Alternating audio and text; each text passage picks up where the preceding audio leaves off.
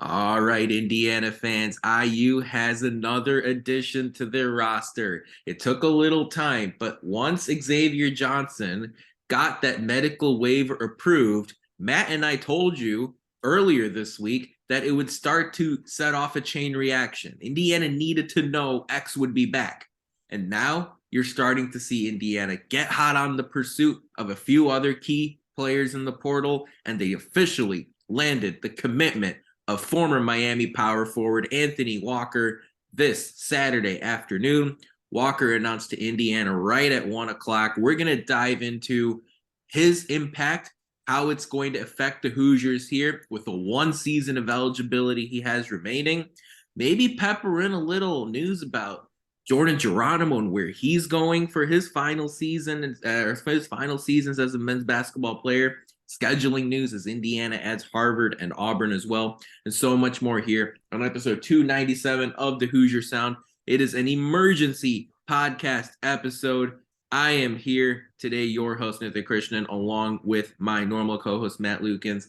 Matt, we're the official podcast of Indiana HQ, and look, the folks have already started buzzing about IU adding Anthony Walker. The floor is yours, Matt. What is your main takeaway? What do Hoosier fans need to know about their newest team member? All right, so I'm going to explain this commitment because I see a lot of people on Twitter, including non-IU fans, confused about this. So I'll just explain it here about as concisely as I possibly can. He is a guy that is coming in not to start. That he's not a starter. This is a depth piece. And so if you go and look at his stats, he is a guy at one point almost averaged 10 points per game as a sophomore. Never shot above 23% from three. Was the worst statistical spot up shooter in the country last year. Right? So all of that, those facts might disgust you.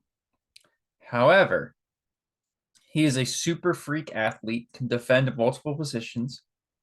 He is a guy that can strictly play the 4 position, a guy that we don't really have on the roster. And with my information from behind the scenes, will be the 13th guy on scholarship. So this is the guy at the end of the bench. He's probably sitting down there with Anthony Leal, and he's much more of a just like Anthony Leal is like a bench guy. He's going to be a guy that is going to be a personality. The staff loves him as a human being. This is not. He's going to get minutes. I think he's going to get more minutes than people actually expect, given that he's averaged 2 points or almost 3 points per game as a senior, right, in his 4th year of college ball. He will probably get a decent amount of minutes just because of what he can bring from an athleticism and defensive standpoint. Yeah. But this is more for locker room purposes, I would say. Yeah, and that's massive, right? Like, we shouldn't just brush that off, right? And no one is. But like, if Anthony Walker plays 30 minutes a game, we'd all say, oh, he's great, he's this, he's that. Off the court leadership matters just as much as on the court leadership. And all I'm saying is, when you go out, and Mike Woodson's gone out and he's added Malik Renew, obviously 2 years ago, right? He's added, and this is going to be a huge season for Malik. He's gone out and he's added Kel'el Ware in the portal, and he's added Payton Sparks in the portal. Those are 3 players that are going to be a major part of what happens to the Hoosiers this upcoming season. Yep. And then you look around and you say, well, shoot, who exactly is going to be that calming presence in the locker room? Who's going to, at times, light a fire under those guys? How many lectures are you going to hear from a freaking coaching staff about what plays you should run and what mistakes you're making? Indiana's strength last year was the experience they had in that locker room with Trace Jackson Davis and Race Thompson and Anthony Leal and Xavier Johnson and even Nate Childress, right, who we saw now move on to Indiana Wesleyan. Obviously, Leal and Johnson are back, but those are guards. Yep. Leal and Johnson are backcourt players. Who's going to be that experienced forward to tell Malik Renew, man, look, this is not how you do something. This is how you do something. Who's going to be the guy that says, Kel'el Ware, man, you're capable of scoring 20 points in a game. 4 in the first half isn't good enough. That's what Anthony Walker is going to bring to the table. His off-court presence, to me, is going to be much more significant than his on-court presence. Are there going to be instances where in a pinch, Mike Woodson will call on Walker to play 10 minutes and a half? Oh, you bet. Absolutely. Walker, to me, is someone who can play as a small ball 5. Walker is someone who can step in and play 25 minutes in a game if Malik Renew or Payton Sparks or Kel'el Ware get injured, or if they're going through a bad stretch of play. To me, he's a more refined version of Jordan Geronimo, maybe a less productive version of Race Thompson, somewhere in there. That's where I see Anthony Walker stepping up. He's a 6'9", 215-pound forward, Baltimore, Maryland native, Brewster Academy for a year after playing prep basketball in Maryland. Fun facts about Walker, by the way, his favorite athlete is Giannis. Okay, so thoughts and prayers to Anthony Walker there. Not sure how much of a Bucks fan he is. He hit a game-winning shot in high school in the state playoffs. That's a big claim to fame for Walker here, something he's very proud of. To me, Matt, it's just the leadership makes such a big difference here. And Walker played 125 games in the ACC, a power conference school. He's gone through tough times, fighting through COVID, which hit when Walker was supposed to be a breakout player. He's been through a lot. And if you ask me, Matt, I think that's going to make a big difference. Am I crazy? No, I think, again, he's a guy that has so much experience. I mean, how many teams are going to get a transfer that played in the Final Four this year? And didn't we talk about this? We mentioned this on the podcast a couple weeks ago. Indiana has no one on their roster from an established winning program. And in fact, when Naheem Aline out of UConn put his name in the portal a few weeks ago, I saw Indiana make a call, and I'm like, oh, I like where this is going.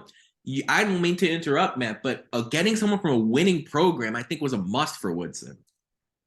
Yeah, I think, it's funny because I'm a fan of soccer as well. My favorite soccer team is Arsenal, and Arsenal has this storied history of going and winning titles or whatever. And in fact, this year, Arsenal went out and they signed a couple players that had gone and won some Premier League titles before. They went and got some guys from Manchester City, and they damn near won the title this year.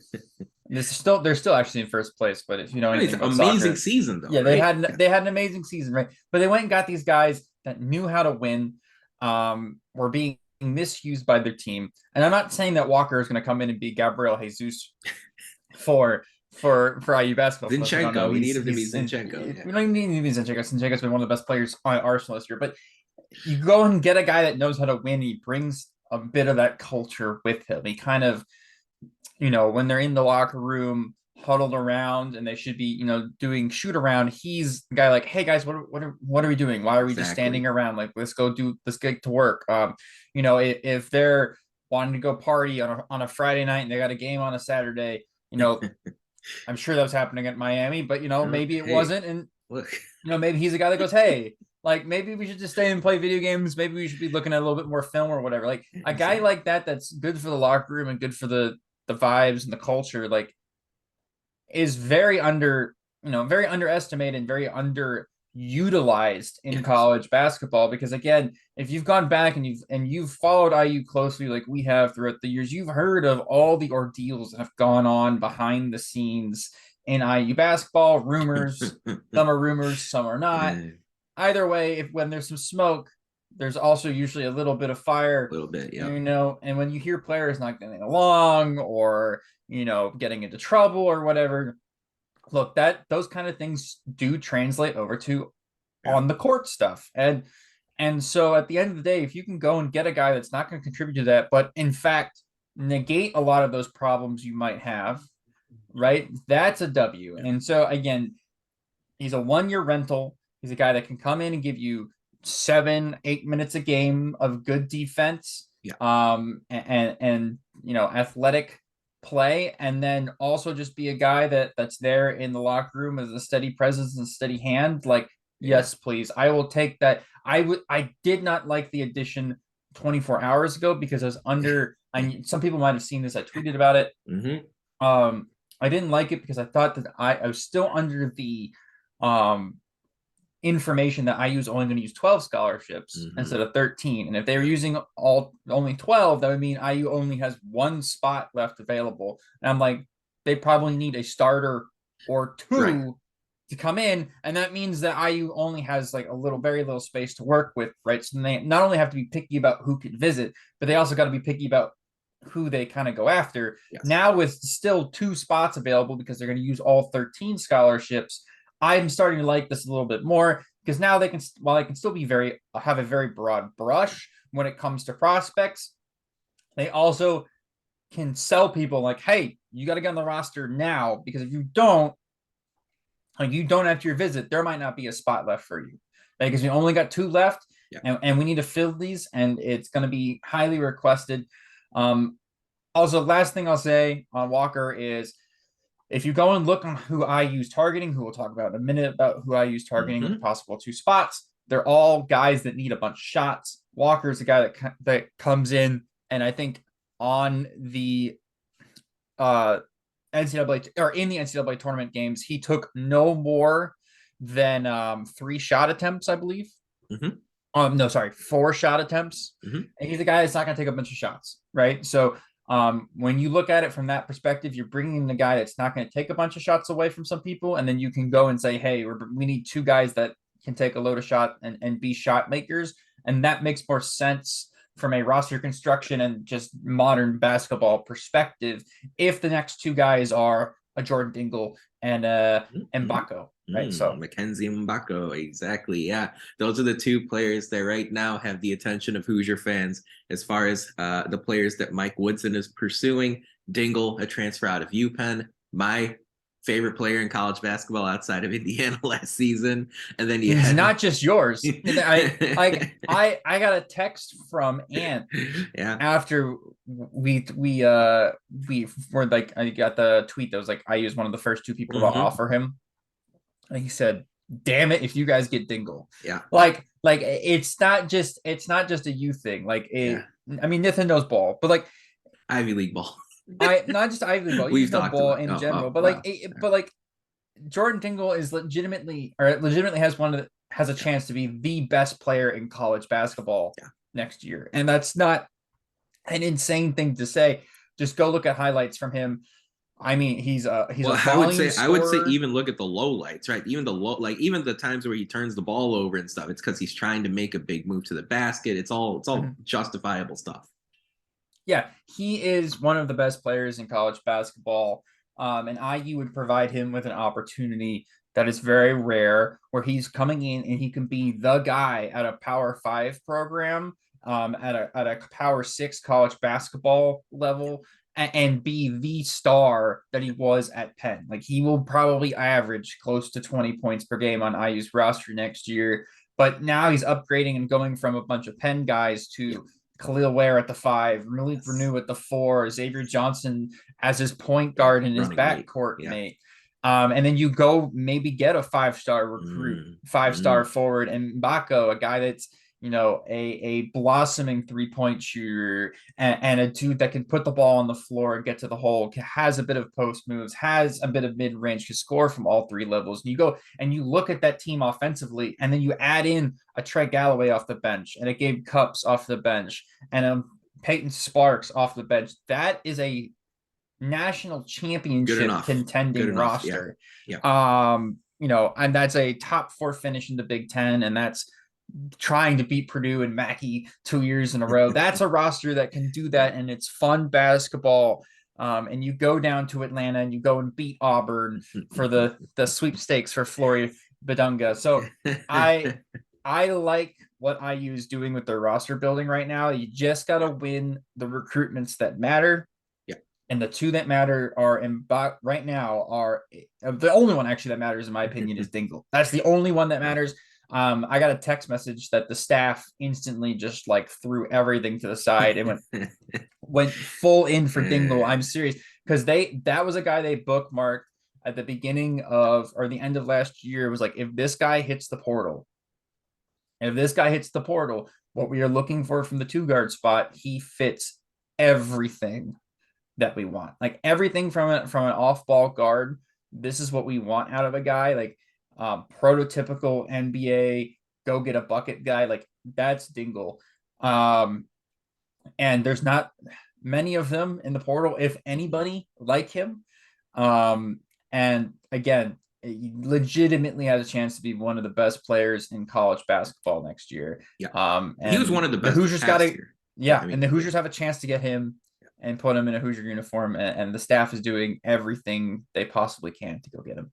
yeah, exactly what you want to see. Yeah, and as I just mentioned there in a quick blip, he was one of the best players in college basketball last year. It's just Ivy League level, so no one really noticed him all that much. And of course, Princeton came out of that conference, and you saw how impressive they were in the NCAA tournament. Dingle, not a Princeton player. Dingle was the Ivy League Player of the Year last year. So a reminder exactly what he's capable of. There have been very extreme comparisons to Damian Lillard. That's a best case type scenario for Dingle in his NBA future. But of course, you can draw the parallels there as far as both of those guys playing at a mid-major school, underappreciated, and you'll see where that goes. Dingle is going through the NBA draft process. No one has him as a first-round pick right now, though, so that's where the differences start hitting. Quick comment you had made there. You had said Dingle's recruitment was the one that you're focused on more, maybe less, maybe prioritizing that over Mbako's. The addition of Anthony Wright makes me wonder if IU is signaling that this is time for Caleb Banks to move to the 3. I think there are some conversations about Banks being a power forward in the system. Last year, you saw him hovering around the paint mostly. Last year, you saw him really crash the boards effectively a lot of times. I believe 7 boards against Ohio State in that win over the Buckeyes last year. Banks, I believe this makes him lead the conversation right now as an Indiana small forward. Of course, Mike Woodson and our podcast too frequently will tell you basketball is as positionless as it's ever been, but pushing Banks out more to the perimeter where he can drive and slash, where he can come in as a physical rebounder off the wing to finish up those possessions, especially against a small ball team. That's one signal I'm seeing here. With Wright, there is a little bit of injury history. He did have a meniscus issue in the start of the 2020-21 season, but he did recover from it. And as we pointed out earlier, he has played 125 games in the ACC. His best stretch of play came at the end of the 2021 season, where there was a period where over the course of about 2 months, he was a double-double every night, 30 minutes a game. He was very impressive in Miami's upset win over Duke in Florida. That was the Jalen Johnson and, of course, Coach K led Duke team there before Johnson essentially started his preparation for the NBA draft. But Johnson did play in that game where Miami knocked off the Blue Devils in Coral Gables. And then what happened is over the course of the last 2 years, we saw it firsthand in IU's game against Miami in the round of 32. Jim Larinaga really leaned into that 4-guard system. And who wouldn't? When you add Nigel Pack, when you have Isaiah Wong's development go the way it did, that's not exactly Anthony Walker's fault. He ended up competing with Norchad Omier on that roster, and Omier won out. And that's not breaking news, really. Omier, we saw, he led the NCAA tournament in rebounds. So that alone shows you exactly what Omier is capable of. I'm sitting here and I'm saying, look, there is an on-court component to what Walker can do, as Matt pointed out, athletic.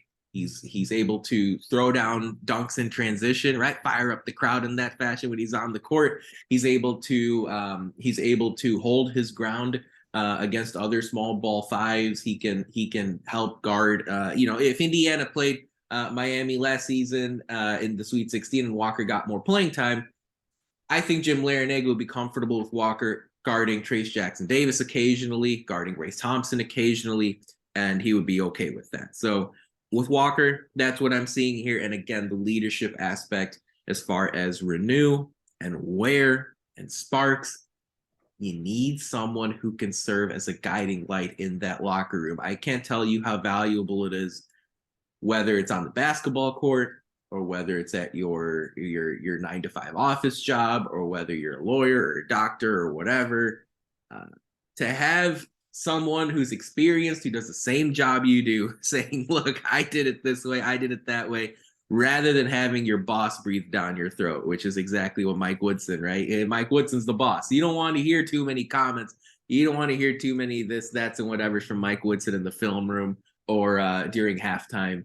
It's nice to have last year, right? Indiana had Trace and Race do it. Yeah. Now Anthony Walker comes in, and I think even from a point where how many games are going to be close to the Big Ten this year? Every single one, 20 out of 20. Well, Walker can bring in some of those late close game concepts that Miami ran to win games last year and say, hey, look, Xavier Johnson, Trey Galloway, hey, Jordan Dingle. Look, these are the things that you guys can run here in close situations down the stretch. That's exactly what we're looking forward to seeing out of Anthony Walker this upcoming season. Indiana had one senior before today. They had 0 seniors before last week. Now with Xavier Johnson's return and Anthony Walker coming through, the Hoosiers have a couple guys at least that'll go through senior night presentations in the final game of the season. So Matt and I looking forward to Anthony Walker's addition here for this upcoming season. If you're looking for a guy averaging 18 points a game, this is not it. At the same time, I actually think this is one of the most fascinating transfer portal moves of the Mike Woodson era. I'm going to be perfectly honest with you. So that's how I see it. We're going to dive into so much more here, folks. But this is, once again, the Hoosier Sound. We are the official podcast of Indiana HQ. Our mission and goal, we just want to bring in-depth analysis and coverage for IU sports to as many fans as possible across a multitude of modern platforms. If you want to follow us on social media, you can find us on Twitter, Facebook, and YouTube at Indiana HQ. You can also find us at The Hoosier Sound. We bring you up to date on all the IU news that you need to know, whether it's Jordan Geronimo moving on to Maryland, whether it's IU adding Harvard and Auburn to their schedule in the non-conference over the last week, whether it's Indiana football. Cross our fingers, knock on wood here, that they get an NBA NFL draft selection on day 3 to keep that streak going. That's where you can find us. On Instagram, Matt, we're not Indiana HQ, but what are we? Indiana.HQ. That's where you can find us as we keep on rolling here until the end of time when Indiana folds their athletic department in 2836. Look, that's what we do as far as the Hoosier Sound Indiana HQ is concerned. Matt, quick thoughts here. Couple of news bits that came through really on Saturday. Jordan Geronimo to Maryland. Indiana scheduling Auburn. Curious to hear your take on both of those. Don't understand the Jordan Geronimo to Maryland stuff, to be honest, unless they want to play Dante Scott at the 3, and I don't think Dante Scott is a 3. Yeah. You already have Julian Reese there, and they're looking to get Hunter Dickinson. Mm-hmm. I kind of understand it if they don't get Hunter Dickinson, that Jordan comes in and kind of helps compete and play significant, or not significant minutes, but plays a decent amount of minutes at the 4. But yeah, I don't really understand it from a Maryland perspective. From Jordan's perspective, I mean, he gets to be on a Big Ten roster, and it's a little bit closer to home and back on the East Coast, and they'll be a winning team next year for the most part. So, hey, you could do a lot worse. And then I love the Auburn game in Atlanta. I think that's fantastic. I mean, Auburn projects next year to be kind of towards the upper part of the Big Ten, SEC next year, and neutral site. So that's really good for NCAA resume purposes. Mm-hmm. It's in an area, Atlanta, that IU has been prioritizing heavily in recruiting. Mm-hmm. So then you probably get to have some guys that get to go see Indiana play in their hometown. You got some guys on the roster right now that are from Atlanta, right? You got Caleb Banks and Ja'Kai Newton. Both are from the Atlanta area. That get to go home and play. That's always fun. Maybe that was a bit of a recruitment promise that was given to some of those guys that they try to play a game in Atlanta so their parents could go out and see a game, then play, Smart, if so. Uniform. And so that works as well. It's just, I mean, I'm really disappointed that we replaced playing Butler with playing Auburn in a neutral site in Atlanta for a weekend. I mean, that's just so Shoot, tragic. how unfortunate. Yeah, I Womp know. womp. I mean, whatever shall we do if we don't have to play Micah Shrewsbury ever again at Notre Dame? Oh no. I mean, so tough, How really tough. But disappointing. no, honestly, this is again. I know some people will be like, "Hey, isn't IU's non-conference schedule getting really hard?" I mean, it's true. I mean, like you're going to play one of two of Texas, Louisville, and UConn in Yep. New York. I mean, Texas just got Max Asmus and Yep. Shedrick, two guys that you should be fairly familiar with, Mhm. given the fact that we talked about them, or at least Shedrick, um, possibly being a Hoosier next year. UConn's coming off a national championship and is returning a significant number of minutes. Yep. And then Louisville should be better, and they're somebody that were Should they, be I mean, they better. can't be They worse. should they should be better. They can't be worse. Hot take express. They legitimately can't be worse. But they're also in the sweepstakes for Yes. Mbako. Yes. Correct. So that'll be fun regardless of however that recruitment goes. You have then the Gavitt games where you guaranteed play a Big East team. Yep. You've got now Auburn. Yep. You're playing Kansas already. Yep. Bloomington. Yep. You've already scheduled Harvard. Yes. And that's all that we know so far. And that's about it. But again, that's 4 games against Power 5 top high end opponents, unless we play Louisville, and then that's 3.5. But three and a quarter. 3.25. Either way, and then you get a Ivy League at home.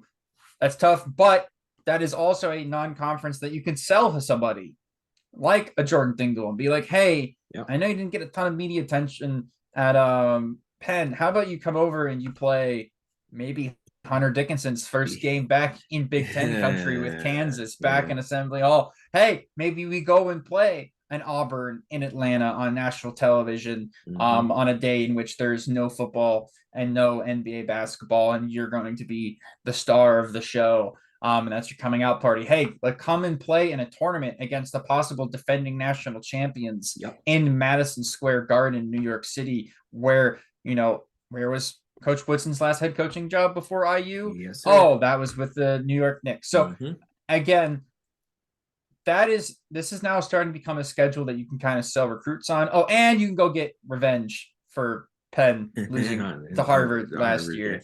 So at home. So I like this. The players are going to love a challenge.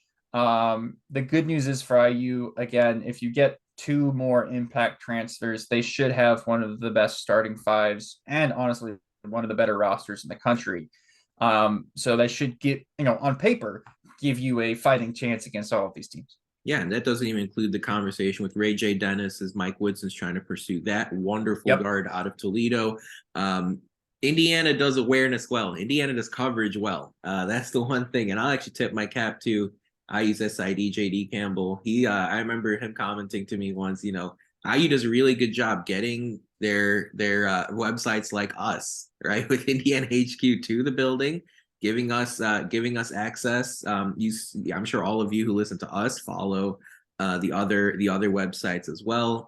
It's not just ESPN and CBS and NBC and IndyStar and USA Today that go cover IU basketball. It's a lot of various publications and websites to get that opportunity. So that's why Indiana every year is usually getting highly rated basketball games on TV. That's why Indiana's men's basketball Twitter account, I believe, is the second most followed on Twitter. Indiana does coverage well. The winning is still a lot to be desired but look, Indiana does coverage well. So if you're a player like Dingle out of a mid-major school, Indiana could very well, or Ray J. Dennis, Indiana could very well be an attractive spot for you.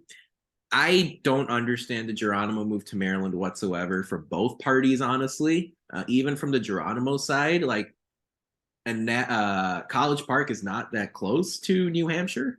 So, if he really wanted closer to home, there were better options there. I don't really see how he cracks the depth chart for big minutes, even if Maryland loses out on Hunter Dickinson.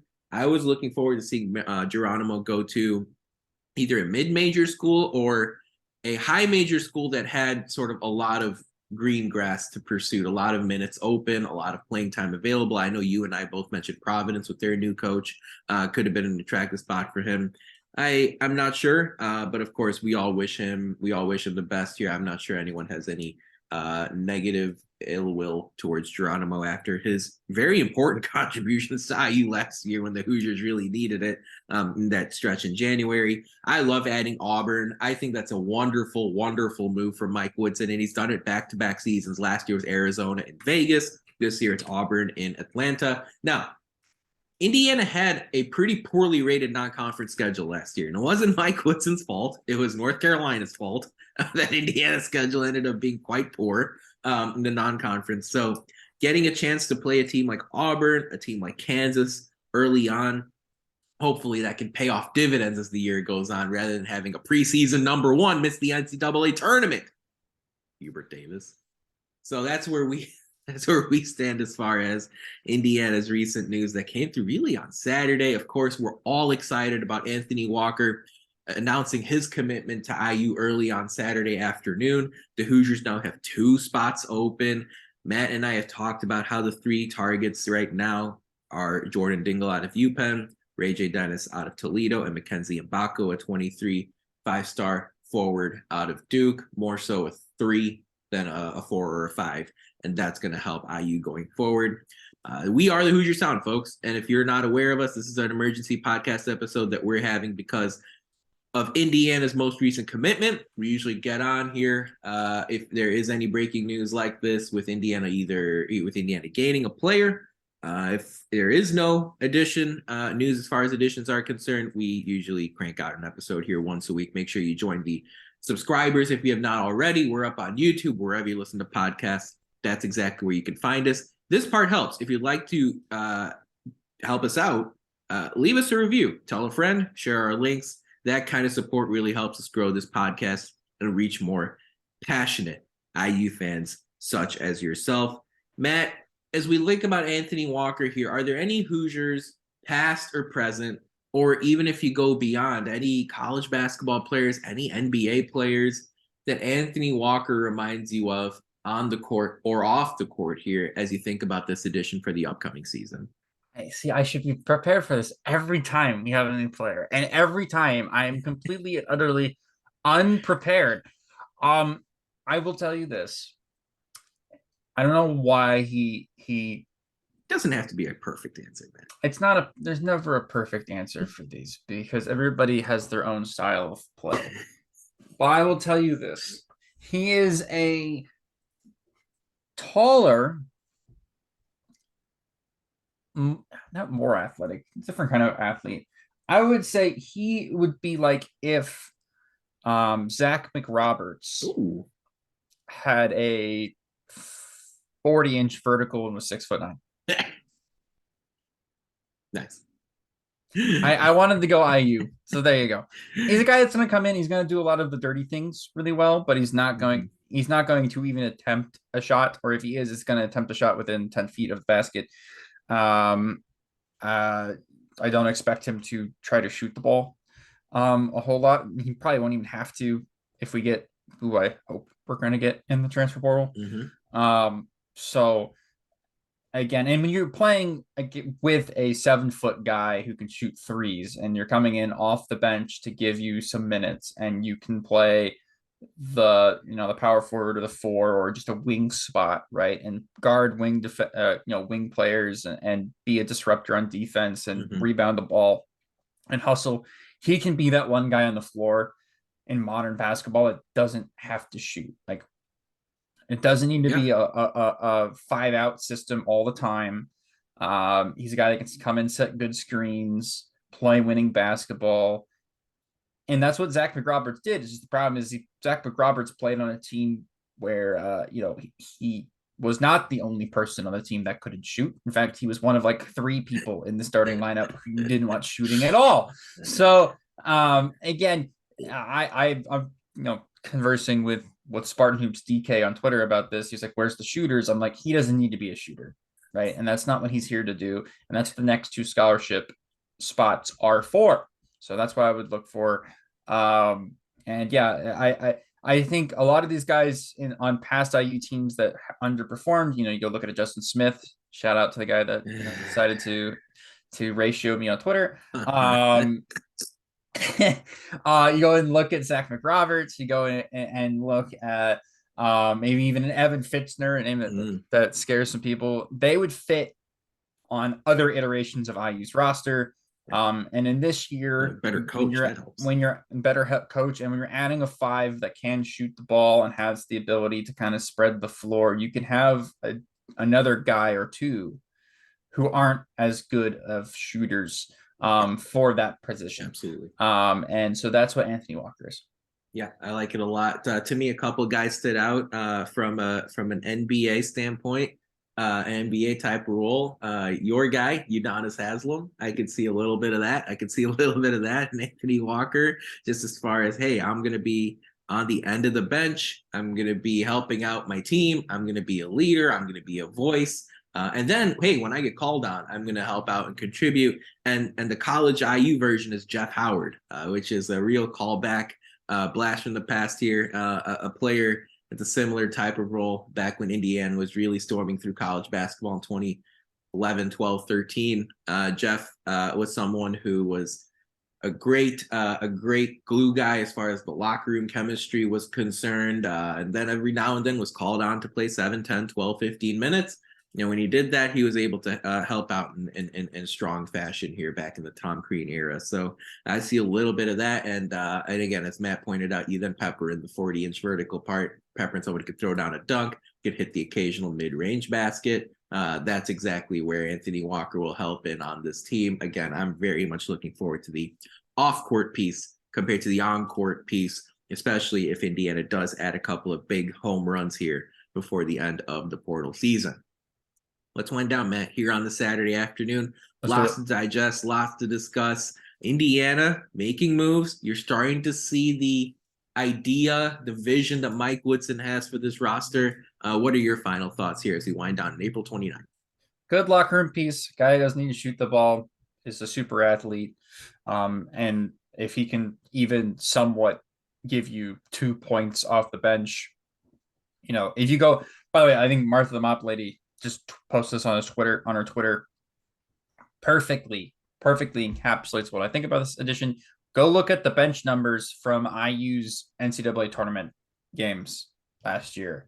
And then understand that Walker is a 5th-year senior that's going to be able to come off the bench. If you remember correctly, by the way, somebody like a Max Bielfeldt wasn't exactly a game changer at Michigan, came over to IU, played his role perfectly. Yeah. I'm not saying that this guy's going to be Max Bielfeldt, but I'm saying it would be unheard of if he comes over and gives you some decent minutes off the bench for an IU team. And I think he knows he's not starting. Just like okay. I know Jordan Sparks also knows he's not starting. Payton Sparks, Jordan Sparks, wonderful. See, it has to happen once a podcast where I take somebody's name and I combine it together. Anyways, Payton Sparks just knows he's not starting, but these are guys that can come off the bench and give you significantly impactful minutes. That was one of the funniest things I've heard on this podcast. Payton Sparks. I can't wait for Payton Sparks to be a Hoosier fan. I can't wait for Jordan Sparks to join Indiana's. Like how the Lakers have like celebrities sitting in like courtside. Like I need Jordan Sparks. I just combined Jordan Geronimo and Payton Sparks and actually created a person that exists, which is a real basketball player. Yeah. By the way, folks, for me, you can follow Anthony Walker on Twitter at AntGotClout, CLOUT there at the end. On Instagram, he is at the Anthony Walker. Make sure you follow Indiana's most recent Hoosier if you have not already. For me, I was touching on this just a moment ago. It's really important that Mike Woodson has an idea of what he wants this roster to be. And I think he's signaling it with some of these additions. And the bottom line is Woodson is not overreacting to what we learned in the NCAA tournament. We'll get there, but the only way you get there is by winning games in the non-conference slate, is by winning games in Big Ten play. And the only way you do that is by having strong pieces in the front court, getting that 1 or 2 depth options on your bench, and then having leaders and people in that locker room that can set your team straight when you struggle. And that's what Anthony Walker brings to the table. That's what Payton Sparks brings to the table. And I'm really looking forward to seeing those guys with some tread on their tires, with multiple seasons, if not 4 seasons, of big time college basketball experience. I'm looking forward to them bringing exactly those intangibles to the plate. And then, of course, the contributions, which we're all looking forward to seeing, whether it is Kel'el Ware or whether it is Payton Sparks, or now, when called upon, Anthony Walker here. That's what I'm getting out of these additions from Mike Woodson here over the last few weeks. But folks, that about wraps it up for episode 297 of the Hoosier Sound. Thank you so much for joining us. We really appreciate your support. To hear more fantastic episodes like the one you heard today, please be sure to follow at Indiana HQ as well as at the Hoosier Sound to make sure you don't miss any in the future. You can also go to our website, indianahq.com, to find it all in one place. But as always, thank you for listening, Hoosier Nation, and we will see you next time. Peace and love, go Hoosiers.